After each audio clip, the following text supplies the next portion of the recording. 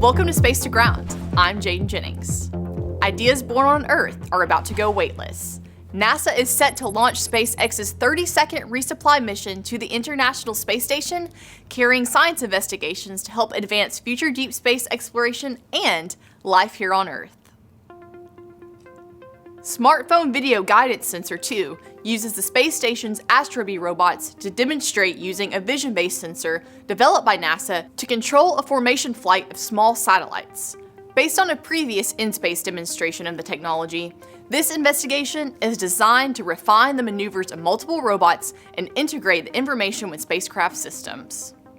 The potential benefits of this technology include improved accuracy and reliability of systems for guidance, navigation, and control that could be applied to docking crewed spacecraft in orbit and remotely operating multiple robots on the lunar or Martian surface. Timing is everything, and a European Space Agency investigation will examine fundamental physics concepts such as Einstein's theory of relativity. The Atomic Clock Ensemble in Space, or ACES investigation, will use 2 next-generation atomic clocks operated in microgravity from outside of the Columbus module. Results have applications to scientific measurement studies, the search for dark matter, and fundamental physics research that relies on highly accurate atomic clocks in space. The experiment also tests a technology for synchronizing clocks worldwide using global navigation satellite networks. NASA astronaut Don Pettit, alongside 2 Roscosmos cosmonauts, will depart the International Space Station aboard the Soyuz MS-26 spacecraft and return to Earth on Saturday, April 19th. The crew will undock from the orbiting laboratory's Rosviet module at 5:57 p.m. Eastern Time, heading for a parachute-assisted landing at 9:20 p.m. Saturday night in the US, which will be 6:20 a.m. Sunday morning in Kazakhstan. Sunday will be Pettit's 70th birthday. NASA's live coverage of return and related activities will stream on NASA Plus. A change of command ceremony also will stream on NASA platforms at 2:40 p.m. Friday, April 18th. Ochinen will hand over station command to Japan Aerospace Exploration Agency astronaut Takuya Onishi for Expedition 73, which will begin at the time of undocking.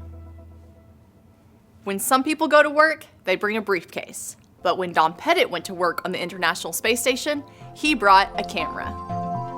Looking at Earth's horizon and our atmosphere on edge is truly a unique sight.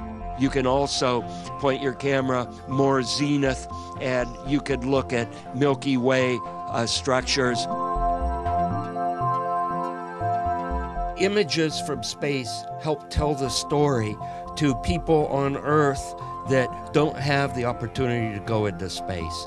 So the photographs help complete the story of what it means for human beings to expand into space and expand into this frontier. Before we go, here's a couple more items. Another first-time flyer, NASA astronaut Chris Williams, will launch to the space station aboard the Roscosmos Soyuz MS-28 spacecraft in November.